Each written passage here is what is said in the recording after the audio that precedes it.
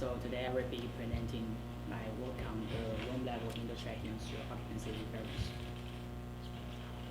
Oh, sorry, because I'm a soft speaker. So first, let's together take a look at the background that motivated us to this project. In this project, we look at smart buildings. So smart buildings essentially rely on a wealth of sensor data to be generated, analyzed, and transported to some in-building or cloud-based services to improve the building management. However, the exposure of this sensory data may present in inherent vulnerabilities of the privacy of users in this building. So in this project, we want to study the privacy threats. Specifically, we want to perform indoor tracking using the occupancy data. So the basic idea behind this is that the dynamics of occupancy leads to tracking. So you can imagine that. Here is the general model for this problem. So we might have some learning materials from which we can construct the behavior model for users in the building. And in addition, we might have some context information, so which together with the behavior model constitutes the knowledge of the system. And we are interested in some privacy sensitive data, but those are not directly observable. So some observed data is fed to our inference scheme, and we try to reconstruct the privacy sensitive data. Given this general model, we have our framework for the indoor tracking problem. So we may have some past location traces from which we can construct the user movement profiles. So those are essentially the transition metrics which categorize the transition probabilities between different rooms.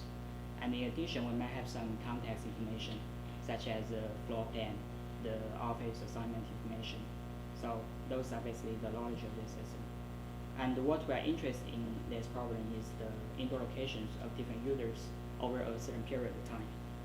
But what is available to us is just the occupancy data for different rooms during this period. So this occupancy data is fed to our inference scheme, and we try to reconstruct the indoor locations for different users. The basic approach we use in our project is a hidden market model. So in this model, the latent state is location, and the observation is the occupancy rooms. We try to decode the observation sequence to find the best latent state sequence. We use the weighted algorithm to find the key best sequence. And we have two metrics for performance evaluation. The first one is accuracy. The second one is certainty, as expressed in these two equations.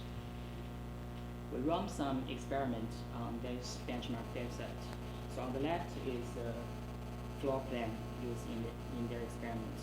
They ask people to use this PDA to record their locations during several weeks. And here is the result without the movement profiles. So we just use the context information to perform the tracking.